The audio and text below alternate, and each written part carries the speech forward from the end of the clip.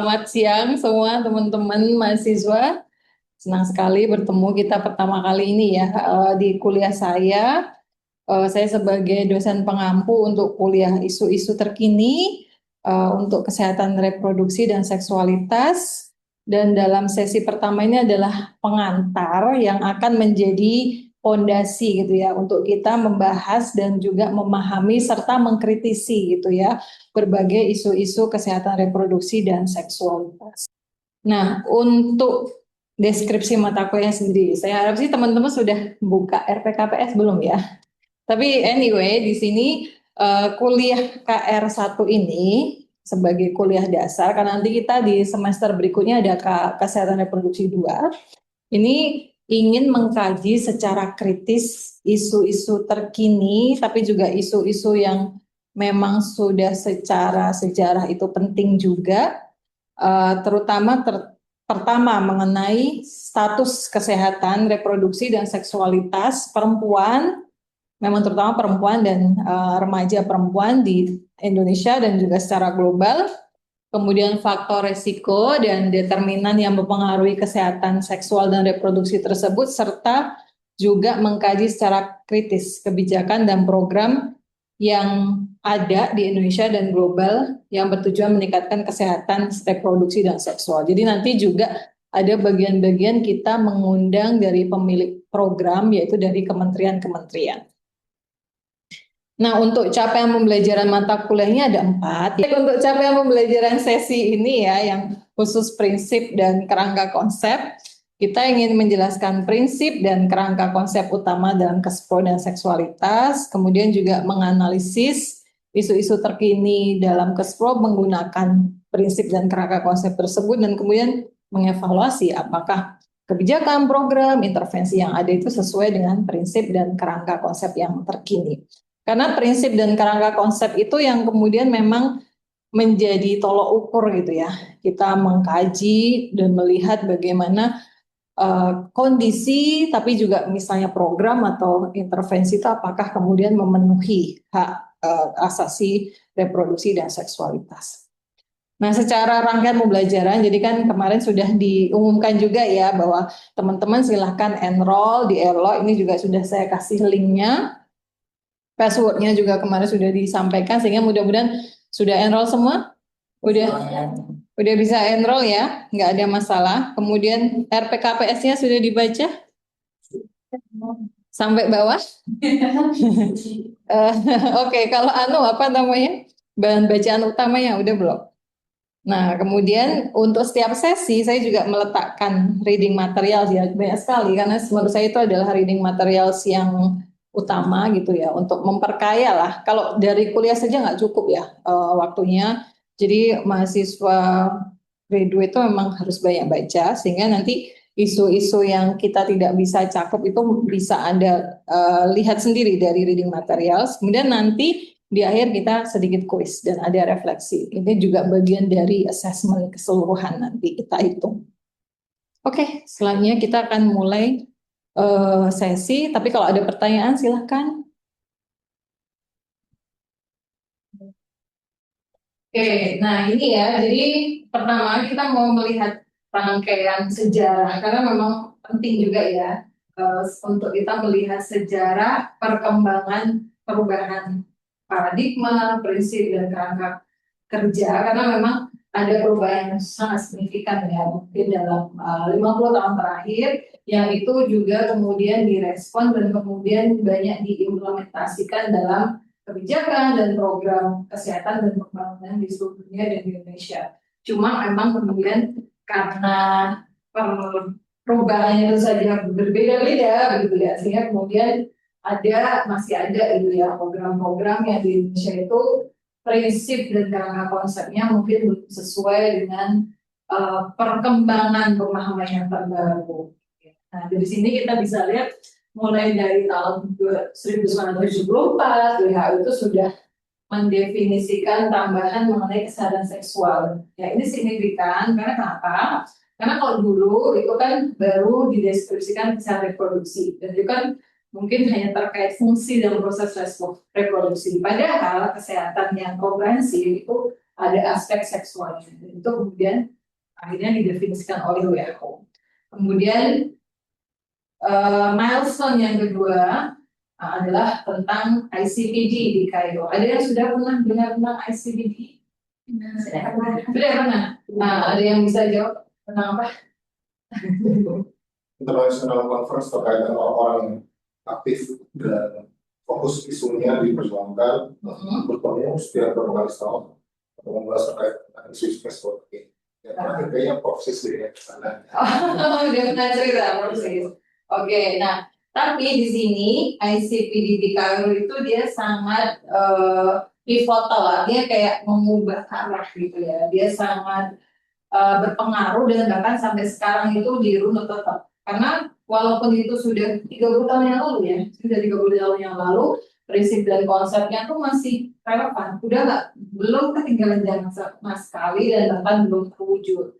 Dan bahkan sampai sekarang pun masih kayak di komemorasi gitu ya, di apa namanya, dirayakan untuk kemudian kita melihat apakah milestone itu sudah sampai belum, apakah prinsip konsepnya itu sudah tercapai belum. Karena di sini dia itu mengubah gitu ya, bahwa kesehatan reproduksi itu bukan sekedar dari apa ya namanya, kontrol populasi gitu ya, atau pencapaian pembangunan, tapi pemenuhan hak asasi terkait kesehatan dan juga pemberdayaan perempuan dan kesetaraan gender di situ. Kemudian tahun 2004 itu kemudian ada strategi global yang didefinisikan oleh WHO untuk mendapatkan kesehatan reproduksi dan seksual yang menyeluruh. Jadi ada 5 strategi global, yaitu kita ingin selain meningkatkan kesehatan maternal dan perinatal yang mungkin ya sudah menjadi isu yang kita familiar lah ya kalau teman-teman di KIA itu.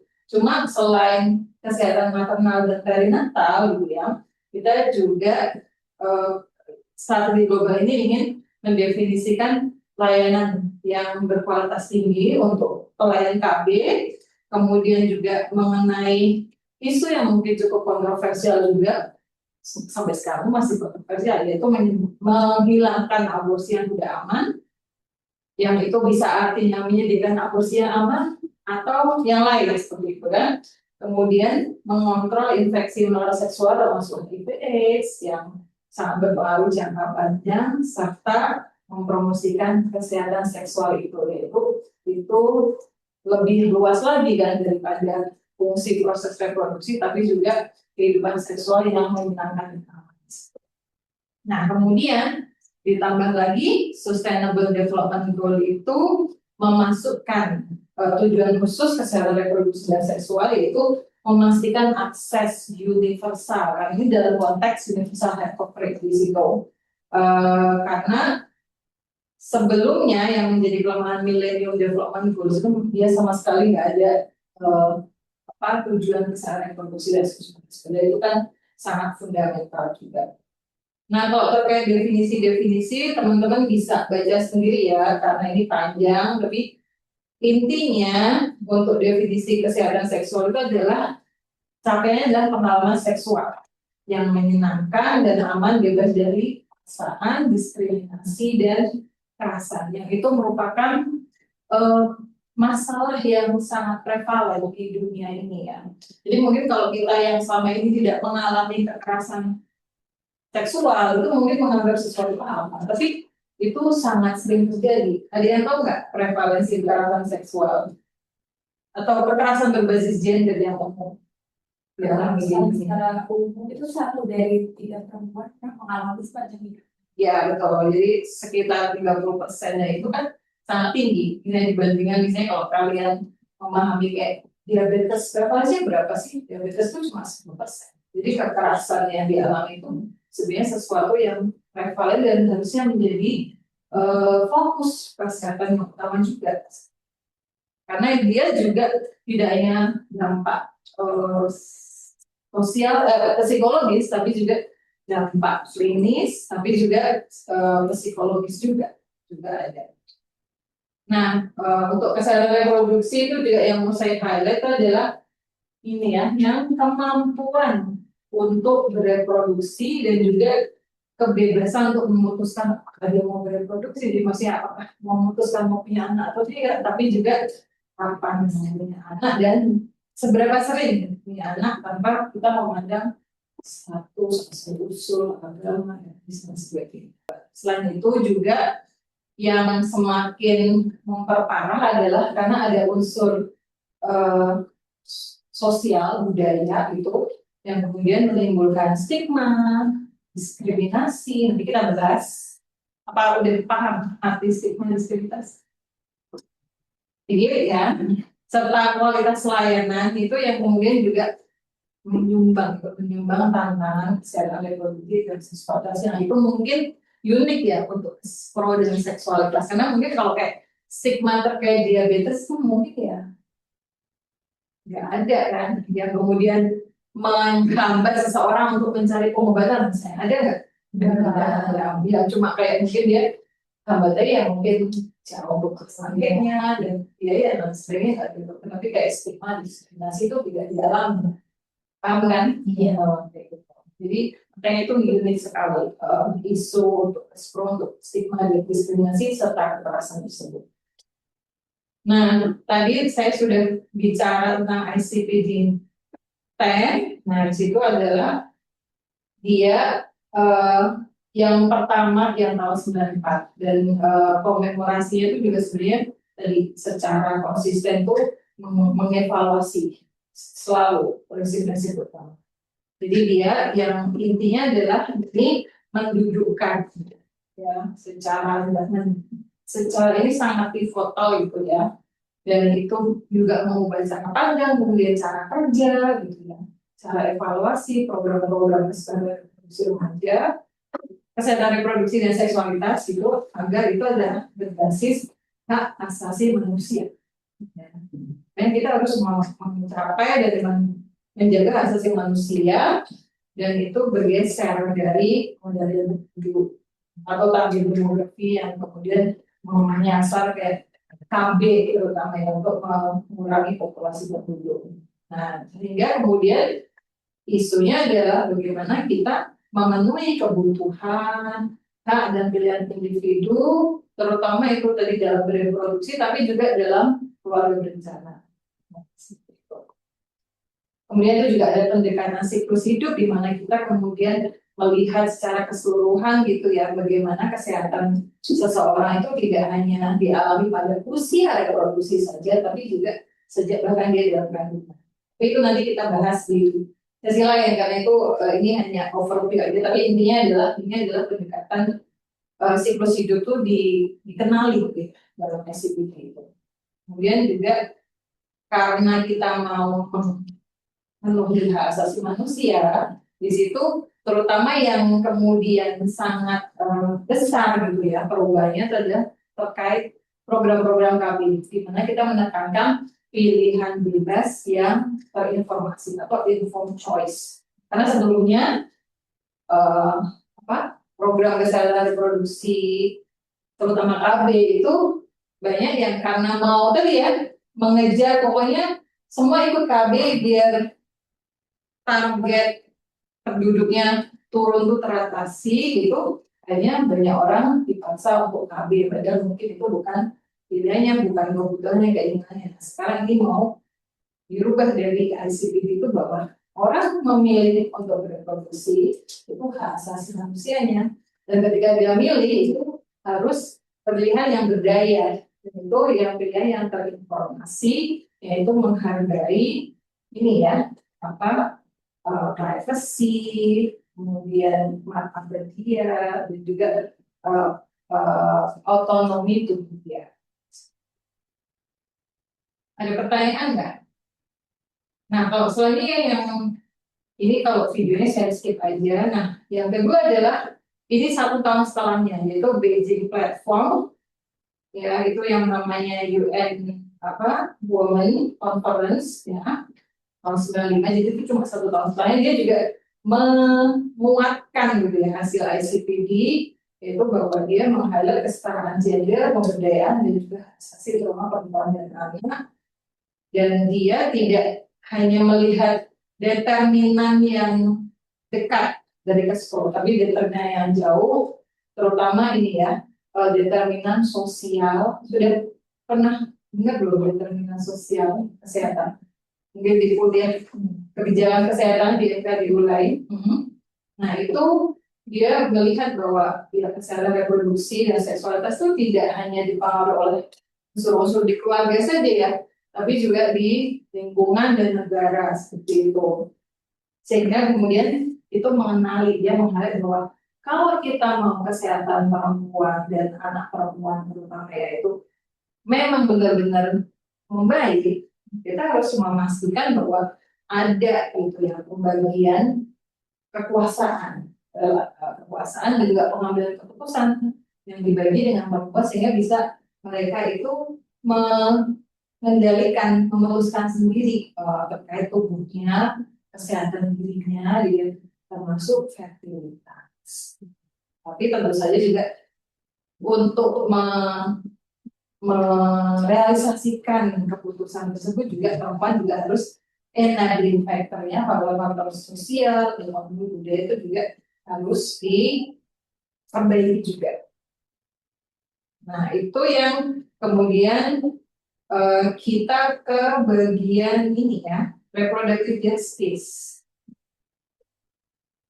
Nah, ini reproductive justice. Kalau tadi kan yang kerangka kerja, ini mungkin saya nanti balik lagi ke belakang ya. Tapi intinya kan tadi yang kerangka kerja itu adalah kesehatan reproduksi itu adalah hak asasi manusia, gitu ya. Kemudian juga ada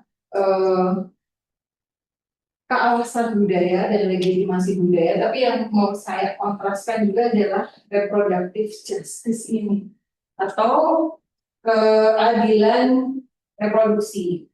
Jadi kan karena biasanya ini adalah kritik juga ya untuk pendekatan hak asasi manusia yang terlalu western gitu, dan mereka banyak pakar kesehatan reproduksi itu melihat bahwa oh kalau kita hanya melihat oh ini hak individu yang harus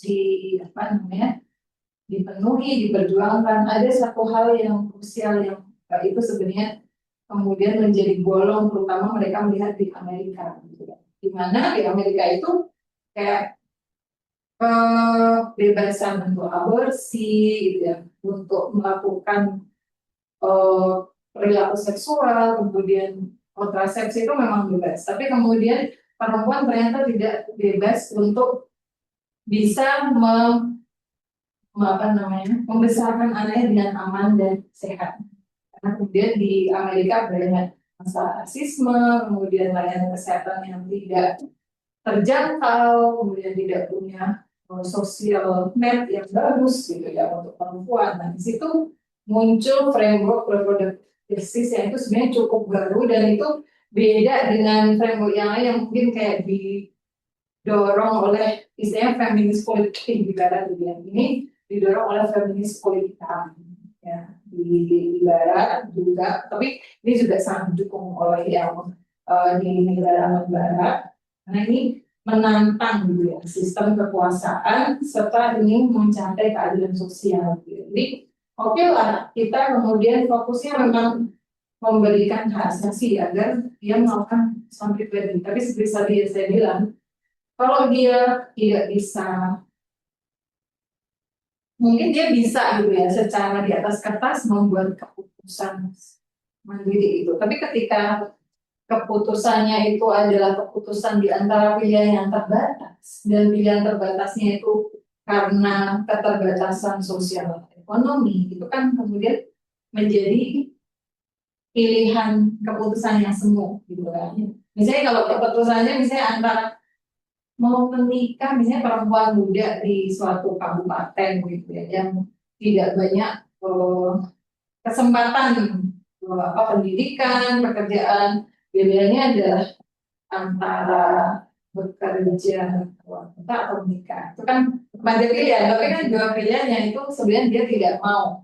Jadi harusnya ada banyak pilihan lain. Banyak pilihan lain itu tidak muncul karena keterbatasan sosial ekonomi. Nah, itu adalah di bagian kedua itu harusnya ada kewajiban pemerintah di situ ya untuk membuat sedemikian rupa sehingga negara, masyarakat juga itu bisa kemudian memberikan pilihan-pilihan yang memang layak dimiliki oleh perempuan gitu ya, sehingga dia bisa melaksanakan urusan pribadinya tanpa terbatasi gitu ya, situasi sosial ekonomi. Jadi ada hak untuk makan aborsi, tapi seharusnya hak untuk bisa membesarkan anak dengan sehat itu juga terjamin juga, karena kalau cuma aborsi, tapi anak yang kemudian tumbuh besar ternyata tidak thriving, ya, itu menjadi sesuatu yang tidak justice di situ. Nah, untuk framework tersebut ya, jadi kalau untuk Nairobi Summit ini juga nanti kita bisa baca sendiri ya, bahwa dia pokoknya ingin mengimplementasikan 3 hal, yaitu zero unmet need, karena KB itu juga masih menjadi masalah. Unmet itu apa? Kebutuhan yang tidak terpenuhi. Kalau secara definisi apa? Jadi misalnya dia apa? Ingin memiliki anak, tapi dia tidak merasa mati. Jadi atau dia misalnya sama sekali udah mau berhenti, nah tapi tidak mau dia tidak melakukan apapun itu kan dia unmet gitu. Itu masih banyak juga, terutama di negara-negara berkembang. Kemudian zero maternal death and morbidities. Ya, walaupun sebenarnya maternal death morbidities sudah sangat turun, tapi masih sebenarnya bisa ditekan lagi, terutama untuk daerah-daerah yang mengalami kesenjangan, jadi kesenjangan akses kesehatan, ya tinggal serta itu zero violence and harmful practice ini yang mungkin dilupakan juga ya. Tapi kalau bisa sih sudah cukup bagus ya dalam mungkin 20 tahun terakhir di mana kita melakukan berbagai banyak program advokasi tentang kesehatan, kekerasan berbasis gender dan harmful practices. Contohnya apa harmful practices? Jadi ya anak perempuan, kemudian perkawinan anak. Jadi bukan perkawinan dini ya, istilahnya sekarang perkawinan anak kayak menghadap itu anak tak boleh. Kemudian juga pernikahan paksa juga, itu namanya harmful practices ya. Nah, selanjutnya untuk tentu ya artikel-artikel mengenai reproductive justice, kemudian juga aspek-aspek asasi manusia dan juga kesetaraan gender itu ada artikel-artikel dalam material, nanti teman-teman bisa lihat. Nah, aku pengen ngecek kalian tadi mengangguk-angguk, tapi kan aku belum tahu misalnya. Oh ya, tingkat aja gitu pemahaman kalian mengenai materi tadi ya. Ini sudah pada masuk ya, nanti kita lihat ya. Pertanyaan pertama, yang tidak termasuk aspek kesehatan reproduksi dan seksual adalah ini ada listnya ini. Ya. Cepat lagi. Oh, cuma dua dulu, ayo yang lain Udah. kurang satu. Sampai yang belum. Oke, ya kita lihat ini yang lingkungan intelektual 50-50 yang benar apa? Lingkungan. Tapi sebenarnya itu juga masuk sih secara konsep.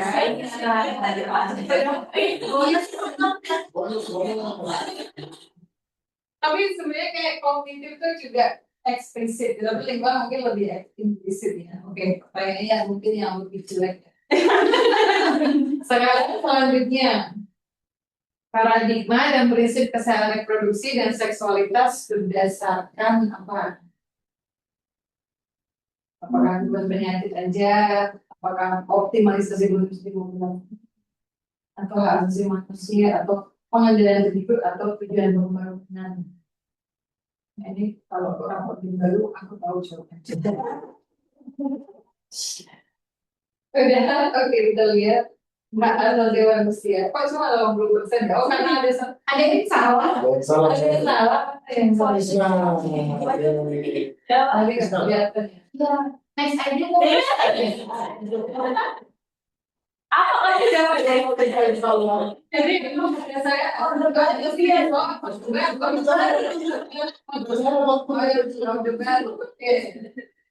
Perwujudan kesehatan seksual yang penting adalah informasi atau counseling. Kok mana? Pencet dan sih. Iya, soalnya kan itu tadi pas lagi ngobrol udah mulai. Iya, tapi udah pencet sih. Itu udah 100%. Oh ya,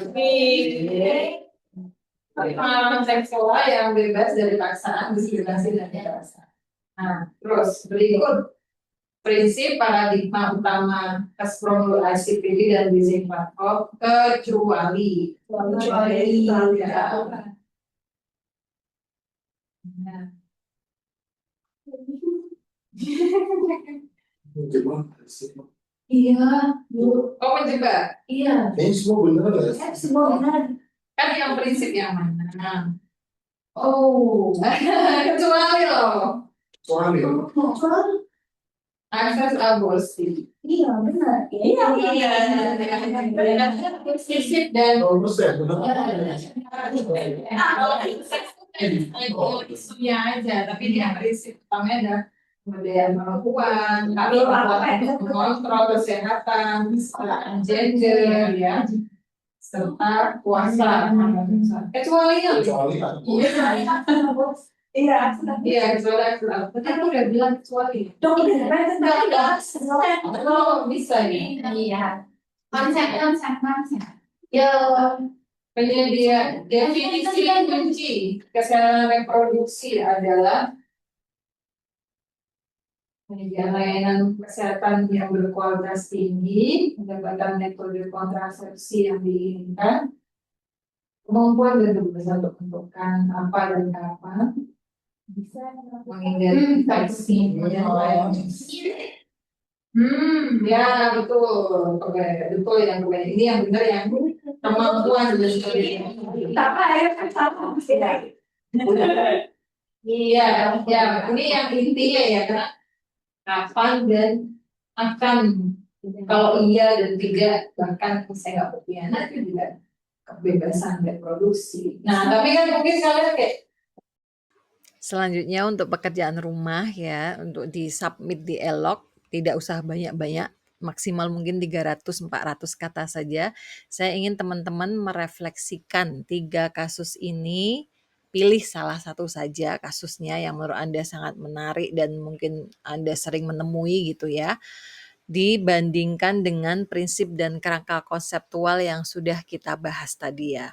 Ya, kasus pertama ini ada perempuan miskin ya, yang biasanya kan kalau perempuan miskin, keluarga miskin tuh dikritik ya, kenapa kamu mau punya anak banyak padahal sudah tidak memiliki sumber daya yang cukup. Nah, tapi di sini justru masalahnya adalah perempuan miskin mengalami infertilitas sekunder, kemudian dia ingin mengakses layanan walaupun dia sudah punya anak 2. Kemudian perempuan ingin menjalani tubektomi setelah kelahiran anak ketiga, tapi kemudian dokter meminta persetujuan tertulis dari suaminya.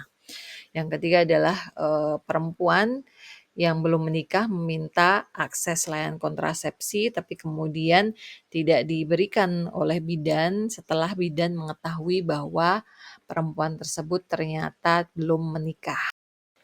3 poin ini perlu Anda bahas dalam refleksi Anda ya. Apakah dalam kasus itu ada pelanggaran prinsip dan kerangka konseptual KESPRO? Jika ya, apa? Kemudian bagaimana kasus tersebut kemudian dapat mempengaruhi kesehatan dan kesejahteraan baik jangka pendek ataupun jangka panjang, dan apa yang seharusnya dilakukan agar prinsip dan kerangka konsep itu tercapai. Nah, nanti Anda silahkan upload di ELO ya, sudah saya bikin contongannya untuk mengupload di ELO, nanti saya baca dan kita bahas di pertemuan selanjutnya. Terima kasih.